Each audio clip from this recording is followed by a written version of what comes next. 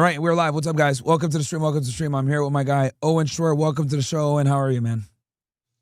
I'm great. I'm glad that we made this happen before Christmas. We've been trying to get Yes. on a live together for quite some time, but Yes. in this busy world of live streaming and news and culture creating and everything else in between, sometimes it gets more difficult. But here we are on Christmas Eve, and what a beautiful Christmas Eve it is. It is, man. It is. It's a beautiful day, man, and I appreciate you being flexible. And just for those that don't know who you are, can you introduce yourself real quick to the people?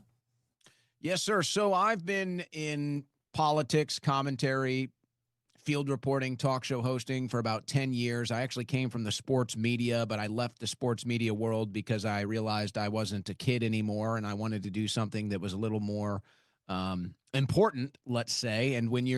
And you may be surprised to find out that when you get behind the scenes of the sports world, it starts to lose a little bit of its luster when you kind of get behind the scenes of it and you Athletes see aren't as cool. how the sausage is made. I will say a lot of the athletes and a lot of the broadcasters and stuff are actually really cool people. It's actually a really good it's a really good culture. But I got to the point where it was like doing sports for 6-7 hours a day. It just, it's not as fun anymore. It's not as fun anymore. And then, you get older, you get in your 20s, you realize that you may not care about politics, but politics cares about you. But more than anything, it was just realizing that all of our politicians are liars. All of our mainstream media is filled with liars. And so I felt that I had to fill that void. I wanted to be a truth teller in the media. So here we are years later. I've started my own thing. I host the Owen Report 3 hours a day, 3 to 6 p.m. Central Time weekdays. Do a lot of extra work on the side, content creating. Where do you stream mostly? Like for the people that like, where do you stream? What platform mostly so they can find you? Rumble, YouTube, and X. Any one of those three. If you can find me, the Owen Report, Rumble, YouTube, or X. We're growing pretty substantially on all of those things. I spent some time at the once great, dare I say, the once great InfoWars for a long time. I still have a lot of friends over there. So here, and I'm putting your channel on screen right now so they can see it. You might not be able to see it, but I'm showing it on screen right now. Here it is, guys. Owen Report. I'm subscribed myself. I didn't even know this. I'm glad that you're back on YouTube. Here's the channel right here, guys. I'm going to drop the link in the chat for you guys. Go support him. One of the homies, every time I go to Austin, we typically do an interview of some kind. Last time you were in the transition period, so we couldn't do it. But when I go out there in 2026, we're going to make it happen. So I'm going to drop his link in the chat for you guys. Hell yeah. So, but yeah, no. And I know you wanted to talk about Amfest and everything else like that. So, guys, for those of you that are watching, this is basically Owen's interview, okay? We had been talking about this for a few days now, and he was hitting me up when I was at Amfest and everything like that, so we can kind of just hash out some of the stuff or whatever you want to discuss. So take it away, brother. It's your show. So I was watching, well, first of all, when I first saw the report that you had been kicked out, I obviously reached out to you and I said, hey, I wanted to know the situation. I was trying to get the story because I was going to break the story on my X account to figure out what was going on. And so you had responded and you basically just debunked the whole thing. You were like, yeah, none of that is true.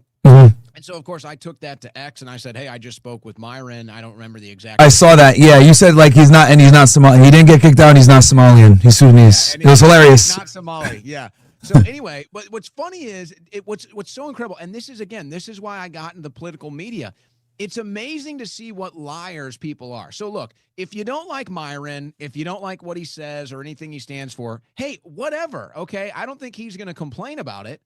But why do you have to lie? It's like, why do you have to lie? So first they lied about you, and I just saw that no one was correcting the record. So I just made the post. I was like, hey, I just spoke to Myron. None of this is true. Hold on 1 sec, Owen. Hold on, let me lower my mic. Guys, whose mic is sound bad? Is it mine or is it Owen? It's my sound. Is it my mic or which one is it, guys? Which mic is it? Because I'm looking right now, my OBS looks fine. I can raise Owen or I can raise myself. Careful with that comment section. You never know. Yeah, they be hating. They could be some bad actors in there. Yeah, dude, I ban people for trolling audio. I literally ban them for that shit. Like, I have no fucking patience for that shit. They do that, though. Because they're saying my mic is blowing up their eardrum. It should be fine now. All right, give me ones, guys, if both mics are fine. Oh, it was. Now it's okay. Yeah, man, what the fuck?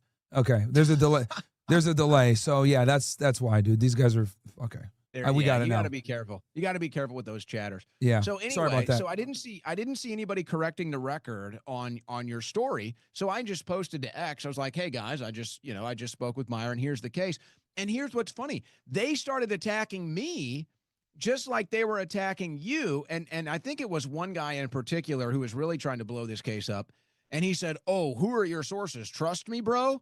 And then of course, the next day you were there taking pictures with everybody. And I was like, "Oh, I guess my sources are better than yours, considering my source in this case was literally the guy that you're posting about."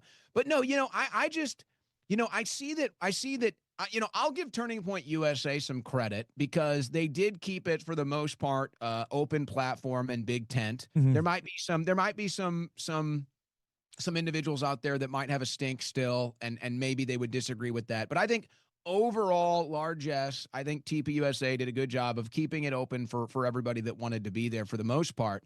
But what I don't understand, it's like you see these people that want to have their cake and eat it too. It's like, oh, well, we need the big tent and we need to win, so let's put Nicki Minaj on the stage. Yep. But then if it comes to like a Nick Fuentes or a Candace Owens, it's like, oh, no, but not them, not them. And I would ask, who do you think is going to move more people politically, Candace Owens or Nicki Minaj? Because I understand if there's a strategy here and they say, what is the one demographic that Republicans just can't touch, right? Like they just can't even get any room there. It's black women. Yep. Who's going to move more black women to vote? You think Nicki Minaj or you think Candace Owens? Who would move more people politically? I would argue Candace Owens. Agreed. No matter what you think of her politics, I would argue that. So it's kind of like they kind of have their cake and eat it too. Like, oh, no, look, we got a big tent thing. We got Nicki Minaj here, but no, not Candace Owens or maybe some other people. And I don't know, part of me feels like maybe Erica Kirk now with her new role as CEO kind of wants to use this platform to just land big celebrity interviews. That's kind of a hunch that I have right now. Mm-hmm. And maybe that'll bear out in time if that ends up being the case or not.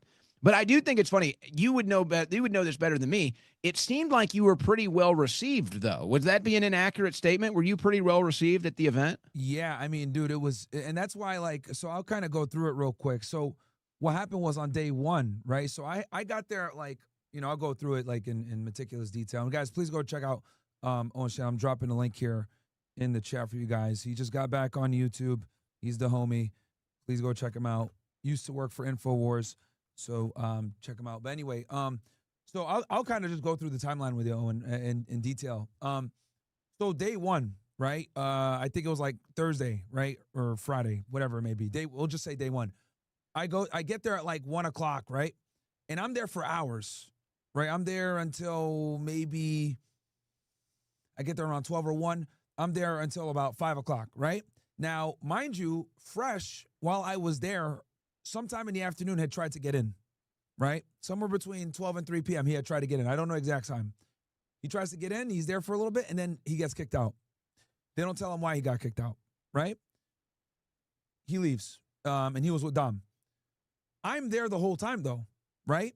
And here's the other thing, too. While Fresh got kicked out, I had been there for several hours, and I was getting mobbed, right? To answer your question before, like, how were you received?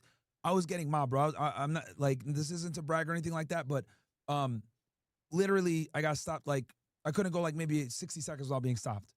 Well, and I saw the pictures, like, if pictures were circulating on my feed, it seemed like you were popping up the most. Yeah. And by the way, funny enough, when we do hang out in Austin, we went out for a steak dinner. Afterwards, people were coming up to you. I actually had to be your photography man for a couple of. I felt a little slighted, to be honest. I had to play photo man for a minute, but no, it's it was just more testament that, hey, you don't have to agree with everything he says, but let's not pretend like there isn't a real following there. Yeah, no, and you know what? That's kind of what I realized. Like, the more polarizing you are, the more people really love you, especially when you're talking about uncomfortable things, because they feel like they can identify or I'm relatable and I can talk about the things they wish they could publicly. So, and the reason why I'm saying that, because I hate talking about that when I get stopped or whatever. It sounds so fucking try hard and corny. But the reason why I'm saying that is relevant to the story. So I had been there for hours and I got stopped a million times. So there was no way that Fresh got kicked out without them knowing I'm there. Does that make sense? Because if they had been trying to kick me out, they would have known way sooner than than when Fresh Yeah, walked it's in. not like you were moving about quietly. Yeah, but- like Fresh isn't even into politics. Like he doesn't even touch this stuff. He came out more. He honestly came out to Amfest more because I was going to be there, right, to show support. Like politics isn't his thing. So when they kicked him out, I was like, at first I was like, wait, did they kick him out because of me? Like, what were they looking for me? I don't get it. But then I thought to myself, well, I've been here for like 5 hours. I've shaken hands with literally everybody, a couple of big names there. And the other thing too, I'll say is this that I noticed when I was there, like. I was the only guy that's like, I guess you could say like with a sizable audience that was walking in the crowd. Like all the other like, big creators, 1 million+ subs or whatever, they were all only on stage and they didn't walk around, walk, take a picture and all that other stuff. They just did the main stage. They got the hell out of there, right? Like I was the only person that was like walking around actively, shaking hands, meeting people, jumping on this guy's podcast, jumping on that guy's podcast. Because I don't like to be Hollywood. I really hate that thing. But I guess it was a blessing in disguise because I didn't realize that many people were going to come up to me. So I was actually really shocked. That's probably why we get along so much, because I'm the same way. Yeah. And back in the day when I used to be more frequent at those events, it was kind of the same thing. They'd be, oh, here's your backstage pass, or come back here. And I would be like, no, I kind of like to mix it up with the people. I kind of like to mix it up, shake hands, take pictures, whatever.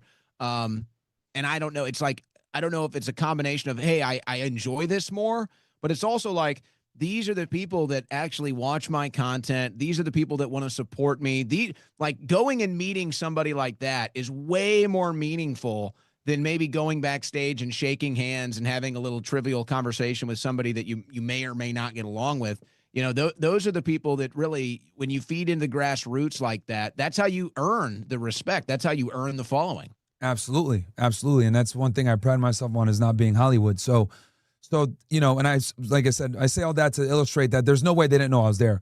So what happens is, while I'm there, now it's about 5 or 6 p.m., right?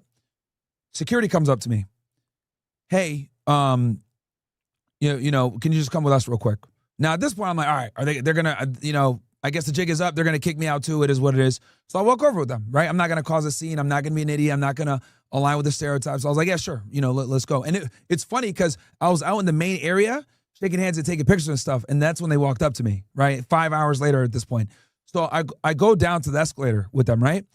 That's where that viral video came from when I was on the phone.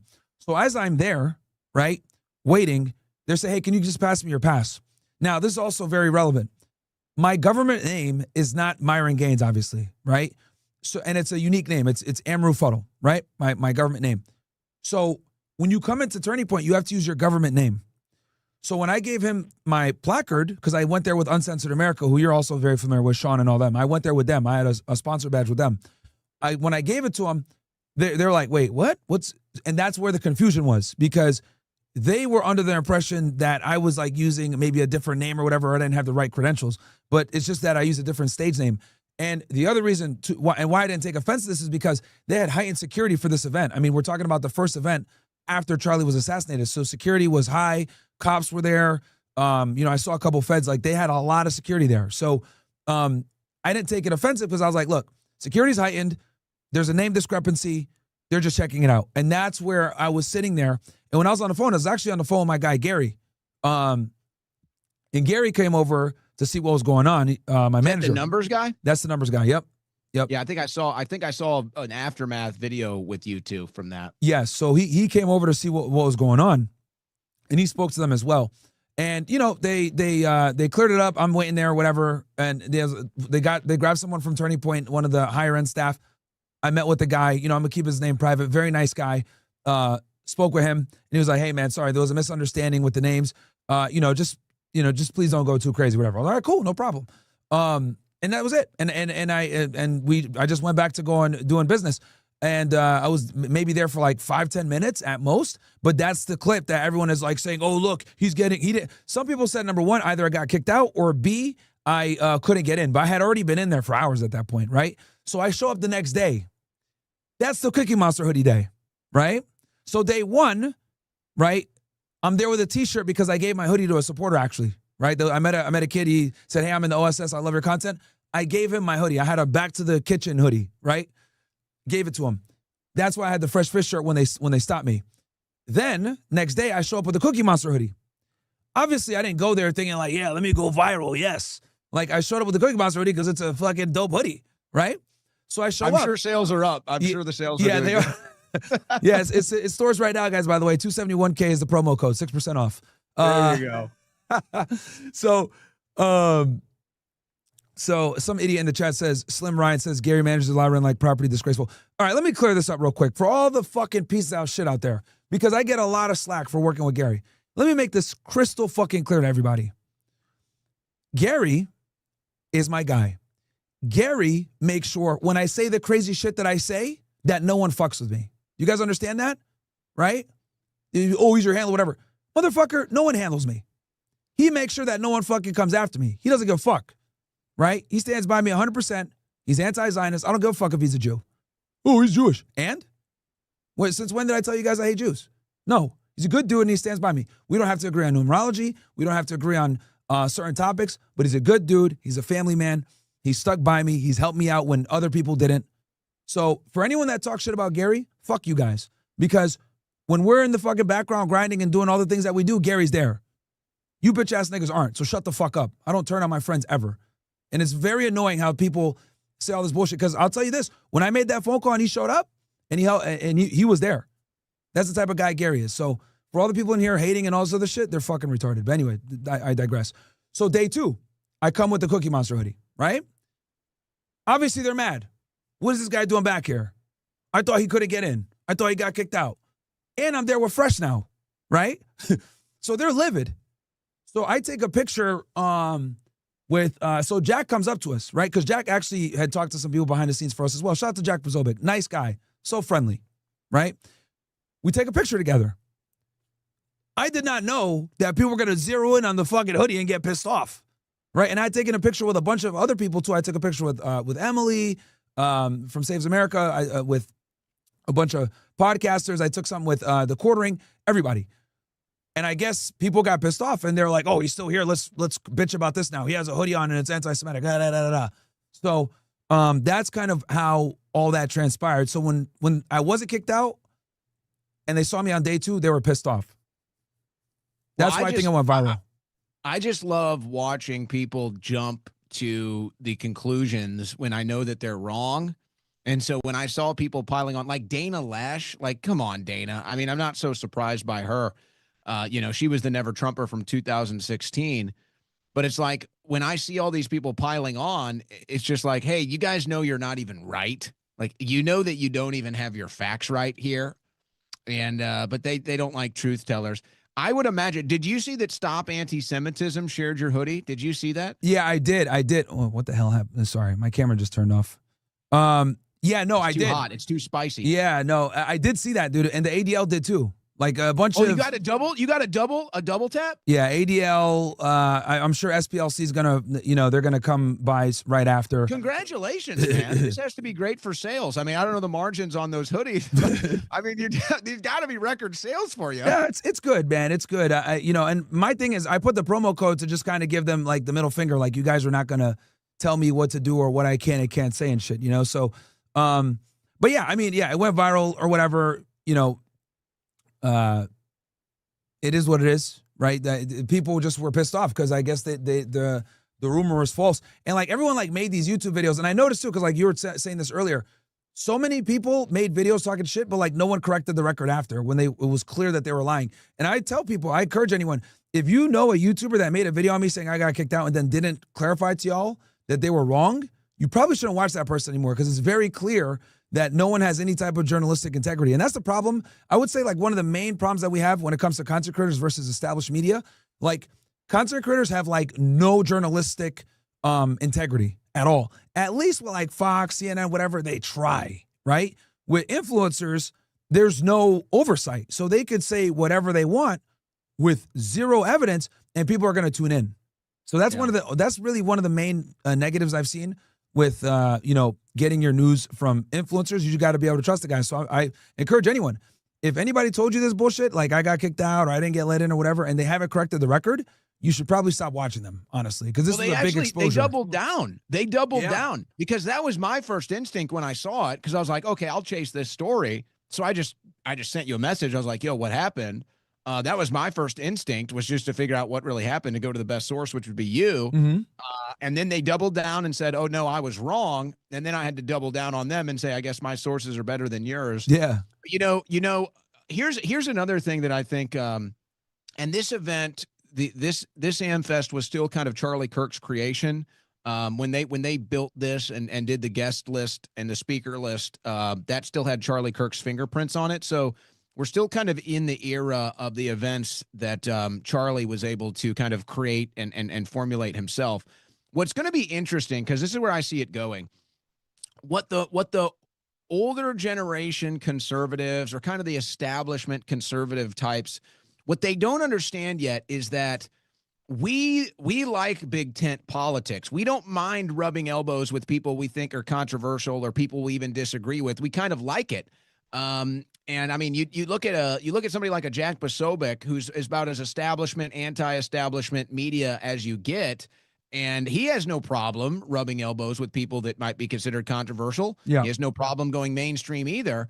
But the point is, like, when I see people like Dana Loesch and all these normal, old guard Republican types trying to gatekeep, they don't understand. We don't do that anymore. The new generational, whatever you want to call it, new generational right, left, anything, the new generational political commentators, the new generational political content creators, we don't do the gatekeeping. We're not into the gatekeeping.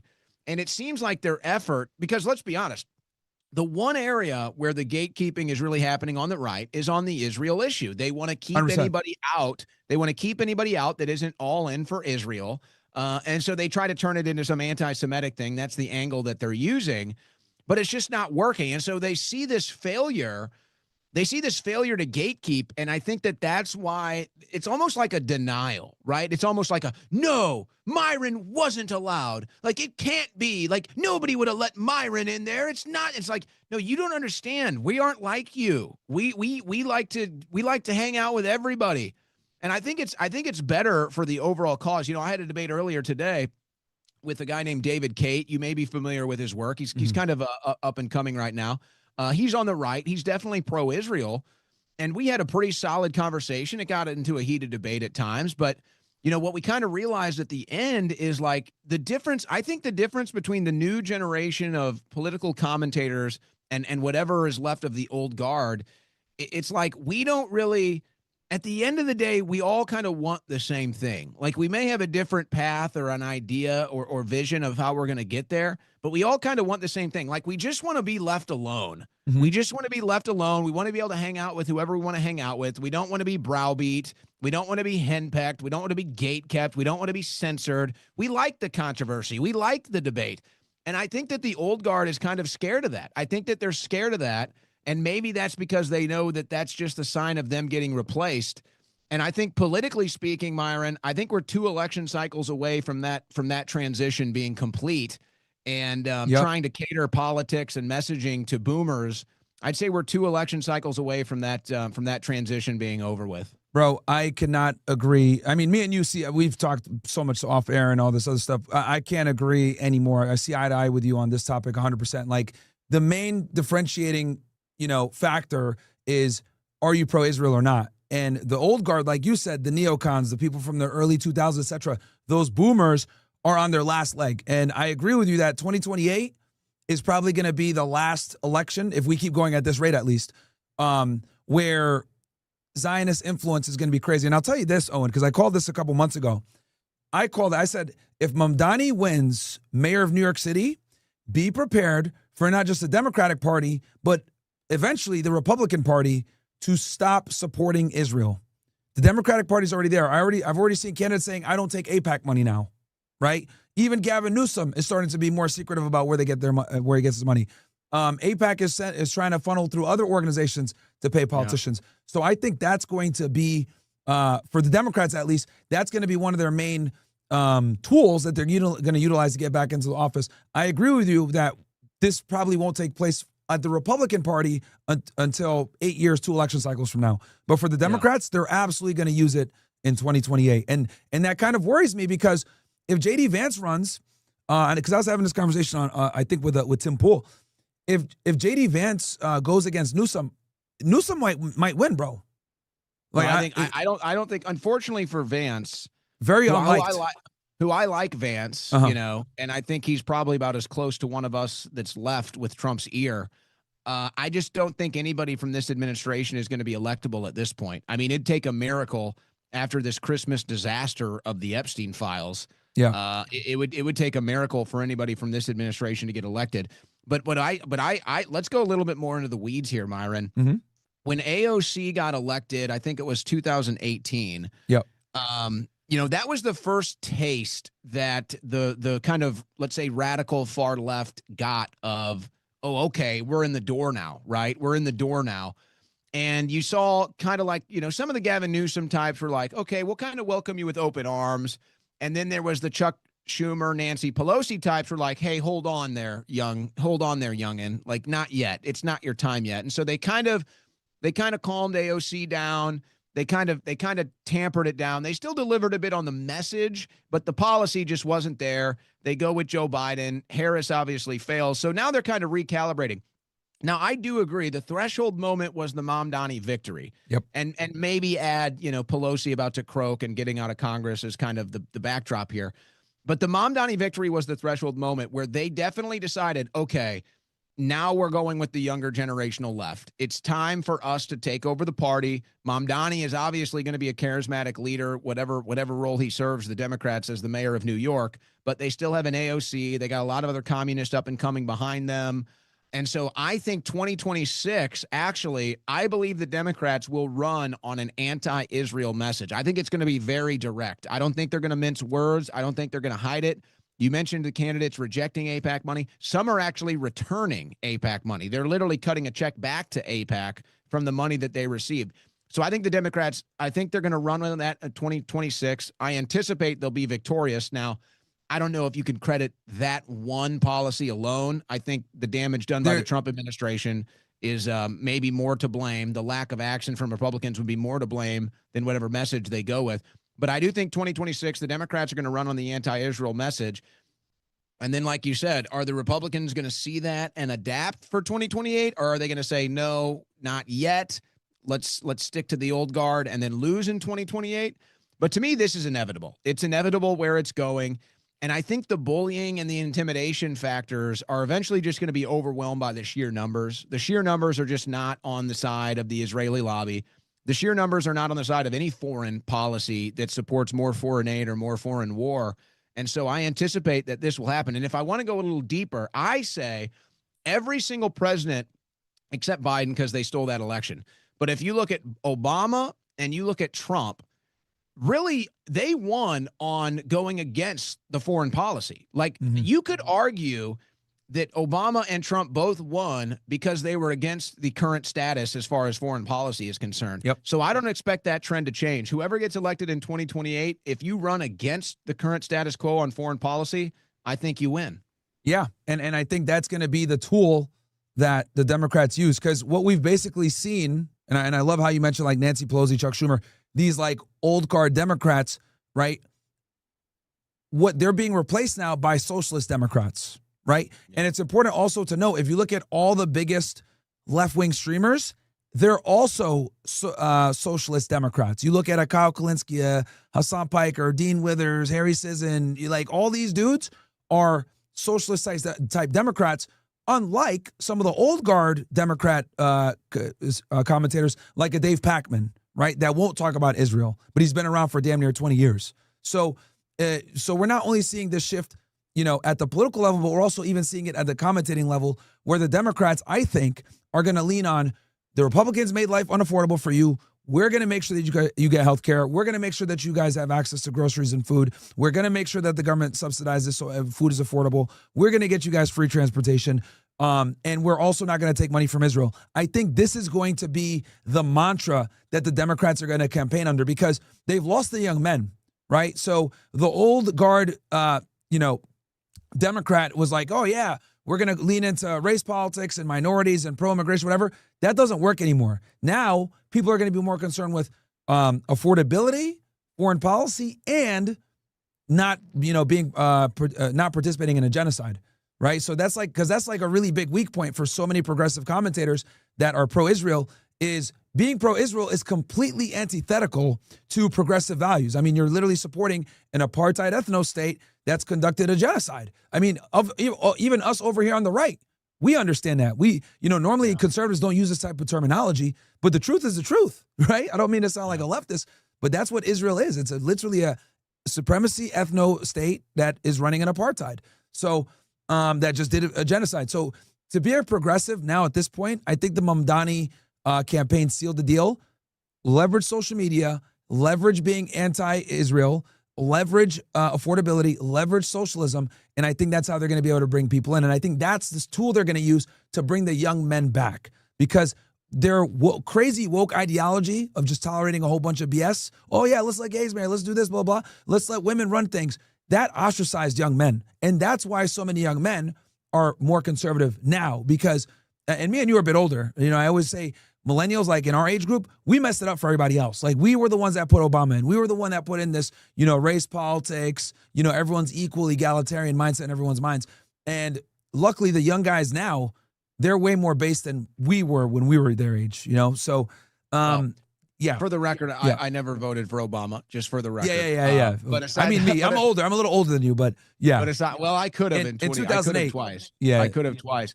But no, I also think that if the economy keeps going the way it's going, we basically are in a have and have not economy, and Trump's messaging is not helping. And the polls show it. The polls show in every indicator. On the left, there's no doubt. They want communism. They just want it. They're socialists. They're communists. They'll vote for it. And on the right, I think you're going to see this kind of desperation mentality. It's not going to be a majority, but it'll be enough where young people on the right are just going to say, I don't really have this romantic relationship with free market capitalism, but you know what? I do have an empty bank account, and I don't know how I'm going to afford my bills. Healthcare, forget about that. Owning a home in my wildest dreams. So I think that eventually they're just going to make a pragmatic decision, whether they believe in it or not. Mm-hmm. They're just going to say, well, he says he's going to give me this, so I'll just go out and vote, because the last guy delivered me a have and have not economy and then told me I was richer than ever in the golden age, and it's just not true. So Trump is kind of pushing them to that. Yeah. And it's really wild. It's actually really wild to watch. We thought that Trump was going to create a generational run of conservative men, a generational run of Republican politics, and he basically sold it all out. He basically sold it all out for the Israeli lobby. He sold it all out for the special interests. And now I'd say it'd be more accurate to predict that Trump could destroy the Republican Party for a couple election cycles instead of delivering, multiple election cycles of victory, at least at this stage in the game. And I don't think it looks like it's going to change. That's where I see things trending. Yeah, I mean, when he ran back in 2016, he was able to be a bit more authentic because he was, he funded his own campaign pretty much, took way less donations. But I think the thing that, really hurt Trump is people forget he got indicted 4 different times. It's like kind of a distant memory now at this point. But the guy got indicted in 4 different jurisdictions. He had 2 federal cases, 2 state cases, a bunch of lawsuits of people trying to sue him, women coming out saying he raped them, whatever. Those are expensive lawyer fees, man. So he definitely needed that money, the Zionist lobby money, to be able to run effectively. And if he didn't win this presidency, I've said it before, he would have died in prison. If he did not win this term in office, he would have absolutely died in prison, dude. Now I wonder what happens if we don't win the midterms. I mean, they're going to impeach him. Yeah, they are. And not only that, I think I predict that maybe not now, but if a Democrat ever gets in, I think they're going to go after Hegseth and everybody in the chain of command for these kinetic strikes on these boats. I think they're like, I know people are saying, oh, well, Myron, it's legal. They're foreign combatants, whatever. I'm not saying that it's a legality thing. What I'm saying is that the Democrats are going to try to find a way to get these guys for something, because that's unheard of, blowing up drug boats. Yeah, and some of them aren't drug boats, and some of them weren't even from Colombia. Facts. And so that's going to be an issue too. I also think that this whole Epstein debacle is opening up windows. I really do. I don't really know into what, but I think, like Trump came out in one of the craziest things he's ever said in his political career the other day, where he says that Thomas Massie is the bad guy and the weird guy, but not Bill Clinton. Yeah. And so that was just a wild clip. I mean, to me, that was the indicator. It was like, oh my God, like this guy really, I don't even know what to think anymore, other than he's just so far removed from us now that he has no touch. Like there's not even, the satellite can't even get connection anymore. There's no bars, right? It's not low bars. There's no bars. But he comes out he's like, whoa, gee, the Democrats, they don't seem to mind much about the Bill Clinton pictures, Yeah, no shit. No shit. The old guard Democrats are gone, bro. Yeah. Yeah, They're- you're right. The younger Democrats, they don't give a shit if they burn Bill Clinton's legacy to the ground. They could not care less. As long as it doesn't tarnish Obama, as long as Kamala Harris doesn't yap too much, I don't think that they mind burning whatever was left of the old guard Democrat establishment at the ground at all. If that means Bill Clinton, they couldn't care less. Even Hillary, I don't think that they care. So, I feel that Trump is either totally disconnected or he's getting bad advice or the gatekeeping is so extreme, maybe all three, that he just doesn't understand. And I said this a couple weeks ago, and I think that now I feel like I was right. We heard from years, the walls are closing in. Remember that? We'd hear for you, the walls are closing in on Trump. The walls are closing in. Now, it was never true. 3 weeks ago, I said, you know what? This actually looks like that moment. This actually looks like the walls are closing in moment. Somebody messed up big with those boat strikes. I believe somebody messed up big. Maybe even set him up, quite frankly. Maybe even set him up. And now with the Epstein debacle, they rigged the inflation numbers, by the way. Those were rigged. Now, in their defense, they didn't have the data because the government was closed, but they gave you false data. They gave you a rigged number. Now I look at it, I'm like, wow, the walls really are closing in. And Bongino leaves? Yeah. Oh my gosh. Bongino leaves. I think we see why that's going on now as well. I theorize that Bongino might open the floodgates. If you start to see others leave, like a Caroline Leavitt, or if you start to see others leave this administration, I think for Bongino, to be honest with you, I think with Bongino, man, that was more of a career move because, you go from making hundreds of thousands of dollars a month to working for the FBI as the deputy director. People don't know, because I used to be a government agent myself. As a deputy director, you're probably not going to clear more than like 200 to 300K a year, a year. Bongino was probably making that a month when he was a podcaster. Yeah, but he doesn't need the money, though. He doesn't need the money. Yeah, but you keep in mind also that the longer he stays in and the more they fuck up this Epstein debacle while he's at the helm, the more credibility he loses. Well, so see, that's like, what, yeah. That's why I think he left. I'm looking at that. Yeah, I'm looking at that more than the money angle. I think it was, I think it's both. I stick around here. Yeah, the more I stick around here, the worse I look. How do I go back to my audience? Which Precisely. You could already, I think, ask that question. Yeah. I don't know what he does. He has to go back to his audience empty-handed. I think the pipe bomb was his main thing. That's why, if you notice, once they caught the pipe bomb guy, he was, hey, I came in. Do you even think that's the real guy? I read the affidavit. They do have some pretty convincing evidence with, Southside and everything else like that. So they do, it seems like a convincing case. We'll see what happens. But I think for Bongino, and here's the thing. Okay, I'm going to be very critical, but I'm also going to be very honest. And I was talking about this with Jeremy actually from the Quartering in detail, but I'll give a more summarized version here. The FBI historically has been an agency that has been known for being famous but incompetent, right? Lazy. Agents don't want to go out and do surveillance and arrest people. They don't want to really carry cases. The average FBI agent, contrary to popular belief, might make one criminal arrest every 5 years for their own case, right? Typically, every field office is going to have like maybe 10, 20 rock star agents that are running big cases. Everybody else is just there kind of, riding on the coattails. That's how it works in the federal government. So Bongino and Kash Patel coming in removed a lot of the bureaucracy, told these guys they got to get out there, told them they got to start working with the state and locals, told them they got to start, making arrests and doing everything. So when it comes to stopping your traditional violent crime and crime in general, they did a fantastic job of bringing the numbers up. I think they did a good job of transparency. Now, let me be clear about this. Prior to Kash and Bongino coming in, the FBI was horrible, completely deplorable. I'm not saying that they made it fantastic. Hell no. I think it was really bad, and Bongino and Patel coming in made it bad. Does that make sense? It was very bad, now it's just bad, right? So it's a very small margin that was improved, but it was so bad it was only up from here, right? We're talking about Chris Wray only declassified something like 15,000 documents his entire tenure versus Patel has declassified 33,000 documents in the 11 months or so that he's been here. Or the year. So, and the reason why I can appreciate these things, I know people are probably saying like, Myron, how could you say that, blah, blah. as a guy that used to be a former agent that understands what it's like to be an 1811, that understands how agencies work and everything else like this, understands the red tape, and I've worked very closely with FBI. I know how they are. This is a lot better than where they used to be. It's still not good, though. I want to be explicitly clear about that. It's still not good, but it is better. Now, when it comes to Bongino, I think it's a combination of losing hundreds of thousands of dollars a month on top of losing credibility. So it's like a double whammy. He's burning the candle from both ends, because on one end, he's losing this money and he's losing the credibility. So let's assume the money doesn't matter. Well, when he comes back, if the credibility is shot, that's going to affect the money at some point. So I think for him, it's more of a credibility and long-term career move, which I don't knock him for it. Let me make this clear too. Like, I don't knock him for wanting to go back. But yeah, that's the thing. That's the reason why I think he's going back, which is completely understandable and honestly the best decision. Because this Epstein thing is fucking terrible, bro. It was such a debacle. No, it's so bad. I mean, it is so bad. And like, it's kind of a sinking ship. And I think he understands that that's always going to be a blemish on his record, right?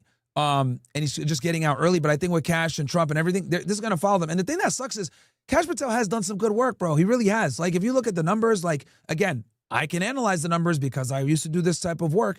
I can appreciate it, but the American public doesn't give a fuck, man, because this Epstein thing has been absolutely dominating the news cycle, where they don't even get recognition for all the other stuff that they do. And this is the fault of multiple people. This isn't just the fault of Pam Bondi and Cash Patel. This is the fault of Donald Trump. This is the fault of Tulsi Gabbard. This is the fault of everybody from the IC with not declassifying these Epstein files in a timely fashion. So that's kind of my take on it. I wonder what's going to happen. I'm guessing he's going to lean on, some form of a non-disclosure claim that, hey, he can't talk about this stuff. Oh yeah, he won't be able to talk about any of it. Yeah, he won't be able to. Yeah, because his audience is going to look at him and say, I don't even know how many people believe the pipe bomber, but they're going to say, Epstein, deep state arrest, like, you're kind of coming back to your audience empty-handed here. This is going to be a little awkward. So it'll be interesting to see how that kind of goes for him. But to me, the other takeaway of that is, I also heard him and Pam Bondi don't get along. That's what I heard. I don't know. I think everybody's frustrated with Pam Bondi at this point. She seems like a really sweet lady, but as far as getting anything done, I don't think anybody's really happy with that. But my other thing with the Bongino departure is, if Dan really still believed that this administration was going to do what we want it to do, if Dan really still believed that this administration was going to say, get deep state arrest, drain the swamp, whatever, end the corruption, then obviously he would make the same measurements in the reverse order and say, okay, I have to stick around, because then when I leave, my legacy is going to be like this. I'm going to return to my podcast as a fucking hero. So I've got to stick here for 4 years and finish this work, because then when I go back, it's going to be like a king's welcome. So to me, the fact that he's leaving was like a red flag. To me, it was like, hey, guys, it ain't happening. It ain't happening. And I got to get out now before the career damage is done, because if I go back empty-handed in 4 years, it looks a lot worse than 4 months. Yeah, and not only that, as deputy director, he's not really calling the shots, right? Like, it's Cash Patel and Bondi that are calling the shots. So, like, he doesn't even have really 100% control of what's going on here. So I think from his perspective, not only does he want to probably do more, or thinks maybe he's capable of doing more, he can't do it because he doesn't have the reins, right? So it's just, this Epstein thing, bro, is a dumpster fire. It literally is going to be a big blemish on all of these guys' records, unfortunately. And I know they're releasing the documents now, but you see that they had to like take some of the documents back because they didn't, redact all the people's names and shit. It's just so bad. It's so bad. This whole thing. And it's clear now. It's pretty clear. Some people had theorized before, but I think it's clear now. When they talk about victims, they're actually talking about clients. That's the victims. Now they're saying, their argument here, their logic is that the victim is the person being blackmailed, right? So, okay, the victim is the person that, let's say, raped the girl or graped the girl or groped the youngin or had the minor, whatever. They're saying that was the victim of Epstein's blackmail. So they're kind of conflating the actual victims of the crimes, the actual ladies that were the victims of the crimes. They're conflating it with the perps, but they're saying they were victims too, because they didn't realize they were in some entrapment scheme or whatever it was from Epstein. I think that it's pretty clear that was the logic that they were using here when they say we're protecting the victims. but they blew it badly. You know, here's a question since you've been there. Yeah. How could they have blown this so badly? Is it really just the incompetence of Pam Bondi? Because this isn't like something that just landed on their desk even a couple months ago. This has been sitting in the Southern District of New York. This has been sitting in the FBI for more than 10 years. Yeah. I mean, this is a 10-year-old file. How can they sit here and say, oh, we need time? So as someone that's like looked through case files before and how complex it could be, so there's multiple problems with why we didn't get what we needed in a timely fashion. So, and this is what I mean when I say like we can't just blame Kash Patel and Pam Bondi. We got to hold the whole federal government accountable. So to understand this, Epstein, right, we know was an intelligence asset for Israeli intelligence, right? One of these agencies, whether it's Mossad, Shin Bet, whatever. He was providing some type of information to a foreign government's intelligence services. Off of that alone, that is going to have a CIA file. I already know because it's international. I'm sure there's a DIA file. There's probably an NSA file, and multiple other intelligence component agencies have a file on Epstein. The FBI also has an intel file on Epstein, and they also have a criminal case file on Epstein. And the two are different because in the criminal case, everything's got to come to light, right, for prosecution, the sex trafficking, etc. But all the other stuff that he was doing with the foreign governments, all the other stuff, or who he was blackmailing or whatever, that's going to be on the high side, which is what we call classified. And that stuff can't make it into court. So since that stuff can't make it into court, you have to go through a different route to get it, if that makes sense. So I think a big problem here is that we didn't put enough pressure on the intelligence community, the IC, and Tulsi Gabbard to get us this stuff. We put all the blame on Pam Bondi and Kash Patel, which they're responsible too. But there's definitely way more stuff. And I'll give you I'll tell you what I mean by this. I was watching Kash Patel's testimony right after Charlie Kirk died. Remember, he had to go up and testify, I think, in front of the Senate after Charlie Kirk was assassinated, answer questions about the FBI. They asked him, one of the people, hey, what's the deal with the Epstein files? Why did you guys not release them? And what Kash said was very clever, but I don't know if people notice this. He said, I've released everything that I can legally release. And when he said that, I knew, okay, there's a high side, classified stuff, and then there's a criminal side. He's basically saying, we released all the criminal stuff and the stuff that's been declassified. But there's other stuff that isn't declassified that needs to get out there. And I suspect that it's probably from the intelligence agencies like NSA, CIA, whatever, because FBI might have these documents, but they can't release them because the way the government works is if you have classified information and it was lent to you by another agency, legally, you cannot share that information with anyone else because you don't make the call if it's going to be classified or not because it is not FBI source material. You might have it if you're lucky enough, but you absolutely can't share it. And that has to come from them. Wasn't that the law that Bill Clinton signed that they ultimately determined was why they couldn't share intelligence before 9/11? Or is that the same process? Yeah. So there's this rule in the government, even now post 9/11, where there's like a third agency rule. So like if you have information and you got it from an agency, you can't pass it to another agency without getting confirmation from that agency. Now, when it comes to terrorism, FBI is always going to take the lead on that, right? You have to, if you get something with terrorism, you have to pass it over to them and let them investigate it. You could be involved in a case or whatever as well, if there's a nexus to terrorism, but they're going to take it. But in general, information sharing has always been a problem of the federal government. I mean, hell, we know Kash Patel got in it with, I think, Tulsi Gabbard and her, who's their number 2 guy? I forget his name. Joe Kent, right? I know they had gotten into it because they were snooping around on the Charlie Kirk thing, and it's a criminal case, whatever. But the point I'm trying to make is that the FBI and the CIA have never liked each other, and for us to get everything, we need to go through the IC as well, and that's where I think they've messed up a lot. Tulsi Gabbard, I think, has kind of strategically stayed quiet and behind the scenes, and it seems like when she does have to make a public statement, it almost seems like a hostage situation. My theory with Gabbard is that she cut a deal with Trump sometime along the campaign trail. Basically, she was like, okay, I'll drop out and endorse you, but you're going to give me a role in this administration, and I'll win over some of that trust with some of those centrist liberals, some of the libertarians that like me. I'll win over some of that trust. We'll translate that to votes, but you're going to put me in your administration. Now they may have agreed to the exact role at that time or not. But that's how I think Tulsi Gabbard ended up in the administration. And I think that she's My reading of it is that she's very uncomfortable right now. You know, Bro, she's basically contradicting. She's contradicting everything that she said 4 years ago. I think she knows that she's kind of in a hostage situation, but she wants to stay there because I think she cares. I think she cares about the country. She wants to know what's going on behind the scenes, but she's staying strategically quiet. But when she does pop up and make a statement, you're like, hey, blink twice if you're in trouble. You're spot on. I'm going to strengthen your argument right now. First, remember she said Iran doesn't have nukes, and then she completely switched her tone. You're 100% right, Owen. Like she's absolutely, given a SOS, and anyone that understands what she said before versus now will know that, because I remember vividly. She went and testified and said, yeah, at this point, Iran does not have a capable nuclear program. It's for energy purposes only. Then, as soon as Israel wanted to attack them, and they did the sneak attack and everything else like that, she had to roll it back and be like, oh, yeah, we do think that they have nuclear weapons now, blah, blah. It's bullshit, bro. And now it's actually, since it's relevant to the conversation, we're going to see a war probably in 2026, man. I think Israel and Iran are absolutely going to go to war.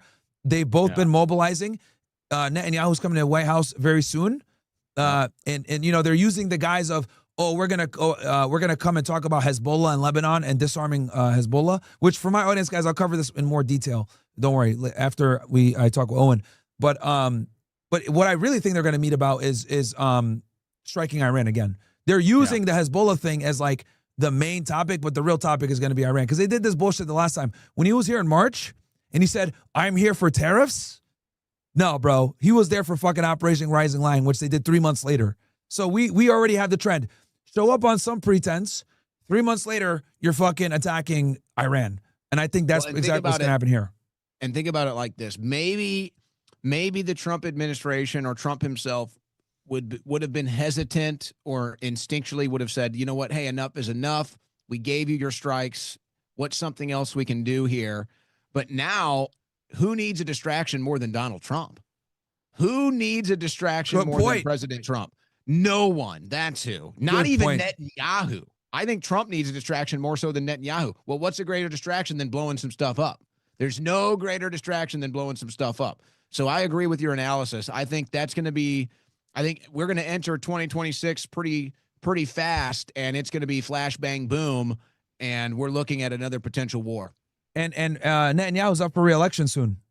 So I think for him, getting into a war is going to give him wartime powers where, just like Zelensky, he won't have to go anywhere. So I predict that that's what's going to happen. And, they're using the excuse of, they've rearmed their ballistic missiles and it's a threat against our security. First, it was nuclear weapons. Then it was their uranium is too high. Then it was now it's going to be they still have a ballistic missile program, blah, blah. Because when they were, I remember when they were negotiating with Steve Witkoff, like they had been going back and forth where, first it was, hey, you can't enrich at this level. All right, cool. We won't enrich at that level. Oh, you know what? You can't enrich at all. What? Oh, and we need you to get that now. Okay, cool. Oh, now we need you guys to get rid of your ballistic missile program. So they just keep asking for more and more. And that's why the Iranians are like, what the fuck, bro? And I think that they were doing that.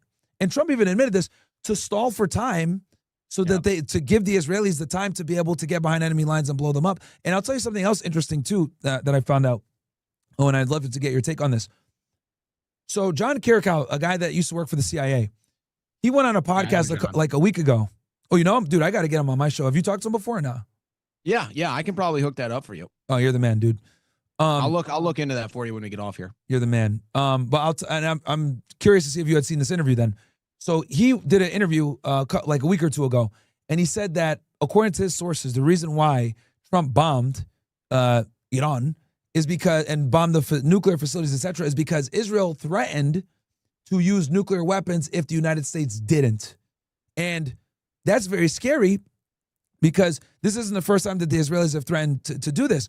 And now it makes sense because I remember me and you were pissed off. Remember when we were talking about this conflict and saying like, what the fuck is going on? Why is he going to war? We said no new wars. Like the whole base was pissed.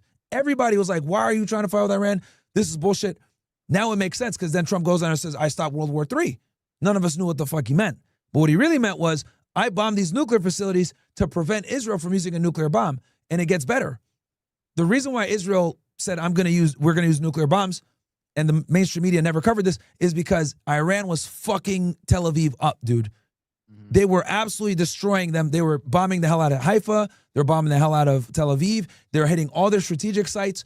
So Israel purposely didn't let reporters report on that because they didn't want the Iranians to know what they were successfully bombed and which one they didn't. Now it's leaking a few months later because they couldn't keep it under wraps for long. But it's all making sense. Israel attacks Iran. Iran is blind for 24 hours. 24 hours later, Iran sends them a whole bunch of missiles. Israel defends against some of the missiles, but a lot get through. They send hypersonics and a couple others that got through and started destroying the infrastructure. They knew they couldn't sustain the war for long because on top of that, their interceptors were going down. They tell Trump, we need a ceasefire. If you don't fucking broker this ceasefire, we're going to nuke them. Trump putting in a bad spot with his base, pressured. All right, I'm going to use a nuclear bomb. I'm going to bomb their facilities and then end this war. And now it makes sense why he did what he did based on what John Carrico said. Yeah. And let's add a little more color to that, too. Trump came out in 2023, I believe, during a TV interview, and he basically said, we did a head fake in Syria. He said in 2017 and 18, we did a head fake in Syria. I think he did the same thing with Iran. I think he called up Iran and he said, look, guys, I'm coming. All right, I'm coming. You have 12 hours. Okay, we're dropping a bomb on this facility. You know it's coming. You're going to let our people fly in. You're going to let us bomb this facility. This is the path of least resistance because Israel's going to hit you with a nuke, and there's nothing I can do to stop it. So you're going to let our boys fly in. You're going to let us bomb this facility. You got 12 hours to get your shit out of there, and we're dropping the bomb, and we're going to come out, and we're going to declare victory.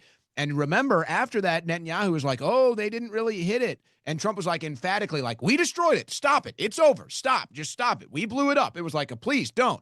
And Netanyahu was like, oh, you barely damaged it. And so you go back to the Syria thing and you realize, I feel like you kind of only get once. I feel like you only get one shot at that. It's like, all right, we're going to let you do the head fake right now. This is the position we're in. But now look at the situation in Syria. Obviously, Assad has fallen. Jolani's taken over. Al-Qaeda, ISIS, Mossad operative runs it now. Israel's taking the land. So you kind of get the feeling that the same situation is starting to play out in Iran. And again, even if Trump instinctually or his administration is like, hey, this is different, we don't want involved here, they might be behind the wall. They might be back against the wall right now and feel like, hey, we need a distraction. And who knows what else? Because let's remember, too, before we started getting these Epstein file drops, somebody was dripping to the media against Trump. Remember that. Somebody was dripping to the media. The letters. Wasn't coming. Yeah, this wasn't coming from U.S. intelligence, okay? So we can only assume, but that could start to happen again. So all of these things kind of factor in right when we enter 2026, and I feel like, Trump is kind of entering the new year a little less comfortable, and if I think about vengeance, I feel like Trump's vengeance is no longer going to be against the deep state. I feel like it's against us now. I feel like his vengeance is against us. I feel like his vengeance is against us because we won't support him no matter what. I feel like he wants unconditional loyalty and support. He said as much. He's not getting it. And so now I'm just worried he's just going to say, fuck it. I'm just going to do what I want to do. I'm going to enrich my friends and family. We're going to build this new AI quantum computing data center infrastructure. And the hell with my base if they don't support me. The hell with my base if they want to see the Epstein files. Screw them. We're going to go ahead and take our own path. And by the way, I don't have to run for re-election again. So that's kind of where I see it going. And these are the two smartest men on the internet right here. So let us cook. Yeah, no, that's very interesting analysis that has me, thinking, because he ran a crypto coin right when he came in, right? So he might have already had that mindset from before, like I need to make a bunch of money. Because also, like we discussed before, his legal troubles put him in a very bad spot. Donald Trump is the only president that went in at a certain net worth and came back out poor.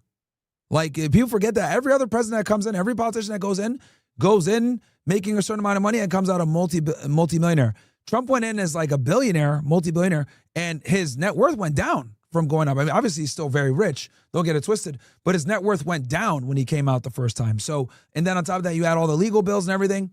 I think he did have to say, we got to look out for us, and he's not gonna run again. So, and his health is obviously, we know that he has health problems with the bulging of his ankles and stuff like that.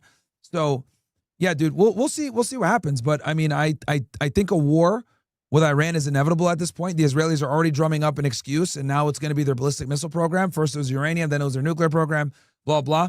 And I also like the fact that you mentioned, you know, you wouldn't be surprised if Trump didn't notify the Iranians that they were going to hit him. Because I'll tell you this, they came in at night, they bombed the facilities, and that's it. When the United States bombed Iran, I don't think there were any casualties. They literally got in, bombed the facilities, got the hell out. No one died. And I don't know if you heard this story. I remember when they bombed the first time, people said that they snuck out like somewhere between 1 to 400 kilos of uranium. So your theory, your analysis makes sense. No one got killed.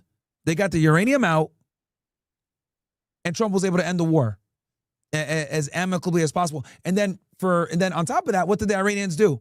They sent a symbolic strike towards the base in Qatar, a symbolic strike that didn't hit anything. So yeah, I think you're spot on that, bro. That they have to keep up the image that we're willing to fight. We have military superpower, but do we really want a war? No. I'm just doing the Puka Nakua. Yeah, of course. Yes. We have to do the the Puka Nakua. That's and meanwhile, Netanyahu's in the background like this the whole time, like yes. Puka Nakua, 225 and 2 tutties, baby. 225 and 2 tutties. So that's what that is. But like, yeah, dude, it's but I think that's a really good analysis, and I think it's one of the two is going to happen by springtime next year. Why they're going to have a full-on invasion with Venezuela or be in an armed conflict with them, or we're going to be supporting Israel in the fight against Iran because Israel cannot defend itself, man. They don't have the interceptor missiles. Like if that war had kept going, Tel Aviv would have been flattened. That war actually favored the Iranians the way they were fighting it. Or we're spread too thin. Russia and China decide to act. India, Pakistan pops off. Who knows what happens? But you know what? In the meantime, Merry Christmas. Let's all have a Merry Christmas. Let's all have a great time this Christmas holiday, New Year's. Let's enjoy life before things start to get a little crazy, huh? Yeah, because I mean, dude, the nuclear warfare. I was talking with Jackson Hinkle about this.